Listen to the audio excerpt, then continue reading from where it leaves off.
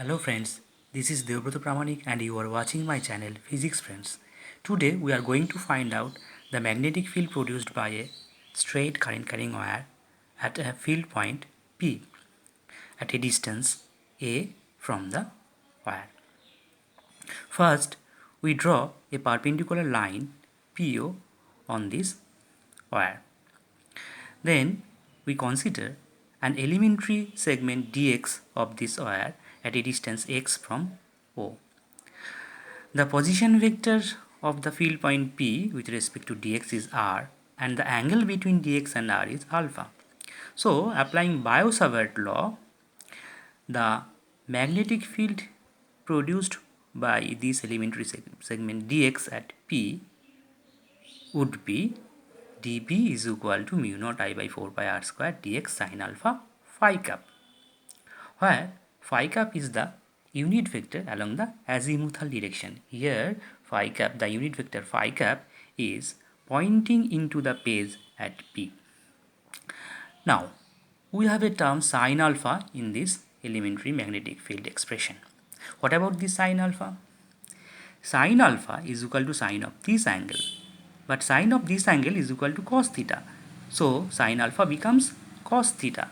So sin alpha is equal to cos theta.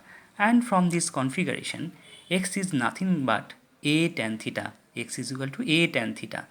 So dx is equal to a sec square theta d theta, and r is equal to a sec theta, and r is equal to a sec theta. If we put all these values in this expression of dB, then dB becomes mu naught I by 4 pi a sec square theta d theta cos theta by a square sec square theta, where a sec square theta d theta is dx, and we replace sin alpha by cos theta, and we have replaced r square by a square sec square theta. After simplification, we get mu naught I by 4 pi a cos theta d theta. Very easy this simplification. To get the magnetic field produced by the entire wire at P, we have to now integrate over this term. And for this integration, we need the two limits of theta, theta 1 and theta 2, the two limits of theta, theta 1 and theta 2. What about these two limits, theta 1 and theta 2?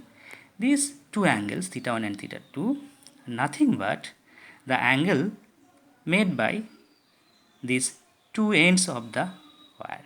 Here the end, this end makes angle theta 1 at P with the perpendicular line OP, and the end, this end makes angle theta 2 at P with the perpendicular line OP.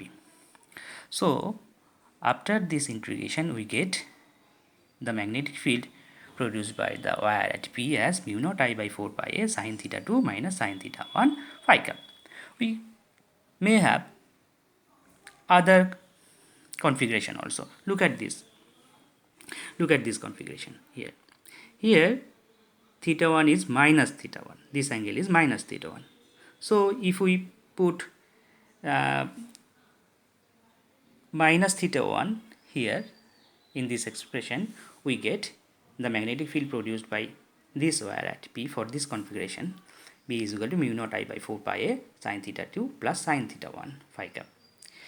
Now if this wire is a long one, very long one, then what will happen? Then theta 2 becomes pi by 2 and minus theta 1 becomes minus pi by 2. So that we have the magnetic field for a long wire at a distance a from the wire as B is equal to mu naught I by 4 pi a sin pi by 2 plus sin pi by 2 phi cap, which is nothing but mu naught I by 2 pi a phi cap. And this magnetic field for a long wire will be like this, where phi cap is along the azimuthal direction. Thanks.